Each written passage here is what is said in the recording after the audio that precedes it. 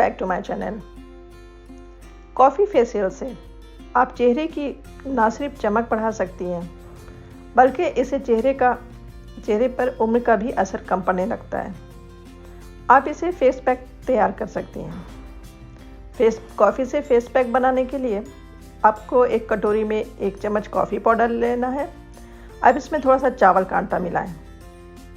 चावल का आटा आप मार्केट से भी खरीद सकती हैं और आप चाहें तो चावल को पीसकर उसका आटा भी बना सकते हैं। अब इसमें 2 चम्मच कच्चा दूध और 1 चम्मच नींबू का रस और 1 चम्मच शहद मिलाएं।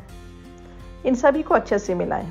कॉफ़ी पाउडर, चावल का आटा, कच्चा दूध, नींबू का रस, शहद, इन सभी को अच्छा से मिलाकर एक स्मूथ पेस्ट तैयार करें। अब इसे चेहरे और गर्दन पर आप स्क्रब की तरह भी यूज़ कर सकती हैं।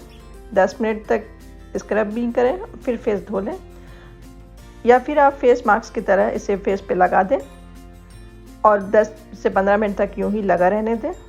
10 से 15 मिनट के बाद फेस को धो लें। हफ्ते में 3 से 4 दिन में ये पैक लगाने से आपका चेहरा बिल्कुल खिल उठेगा। कॉफ़ी में एंटी एजिंग प्रॉपर्टीज़ होती है, जो उम्र से पहले चेहरे पर झुर्रियाँ या ब्लैक पैच जैसी समस्याओं को दूर करती है।